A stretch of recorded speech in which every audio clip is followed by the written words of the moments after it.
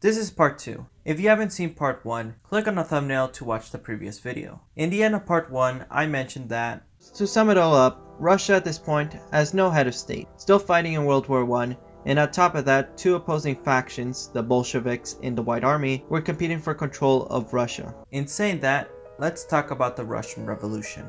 The Russian Revolution had completely wiped the slate clean from what it was before. From a feudal society in the 19th century, to a fully industrialized nation by the time of World War II. The revolution had two parts, the February Revolution and the October Revolution.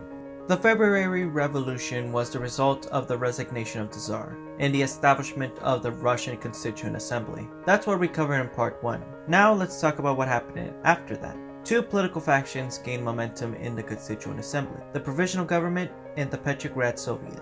The Provisional Government, comprising mostly of the nobility from the days of the Empire, attempted to reform the Tsar system to a more democratic form of government. However, due to much disagreement and an overwhelming amount of red tape, they didn't get much done enacting of said reforms. As well, they wanted to keep fighting in World War I, causing more distress and protests among the populace and the military. Which leads us to their main political opposition, the Petrograd Soviet, a political party that comprising of the working class and the military. As times go on, they became more increasingly radical of their beliefs. But one man and his Bolshevik faction will push the Petrograd Soviet to the extreme.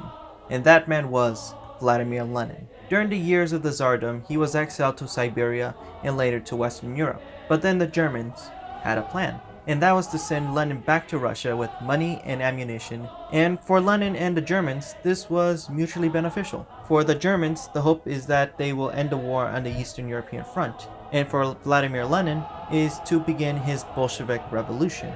Speaking of which, the October Revolution.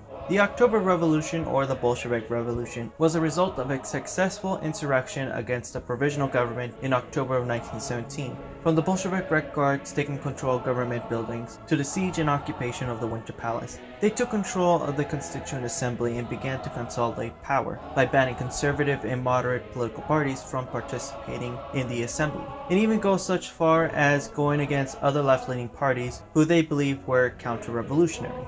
After the coup, Lenin fulfilled one of his key promises during his consolidation of power, getting Russia out of World War I by signing the Treaty of Brest-Litovsk. The agreement to the treaty resulted in Russia giving up territory in the Baltics, most of Poland, and parts of the Ukraine, in exchange for no longer fighting the war against the Central Powers. However, unfortunately for Russia, just when they thought they could be out of a conflict, another arose by those who disagree with Lenin and his Bolshevik party. The Russian Civil War has officially begun. On one side you have the Bolsheviks, and on the other you have the non-Bolshevik coalition known as the White Army. With Russia known to be confidential with these kind of things, the casualties can be around over 2.5 million people on both sides of the Civil War, not including civilians. Eventually, the Bolsheviks came out on top, and with that, the Soviet Union was officially born.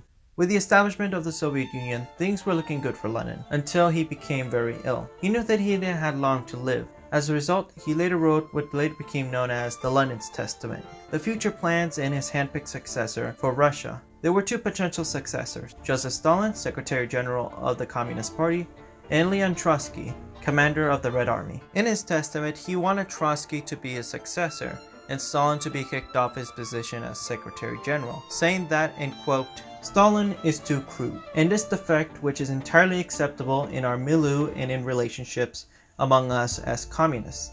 I therefore propose to comrades that they should devise a means of removing him from this job, and should appoint to this job someone else who is more distinguished from Comrade Stalin in all other respects, only a single superior aspect, that he should be more tolerant, more polite." Stalin eventually found out about this, and by the time Lenin was dead, he had the testament from the assembly with the help of his political allies, soon became the new leader of the USSR. And as for Trotsky, he was later exiled to Mexico, where he was later assassinated in Mexico City in August of 1940.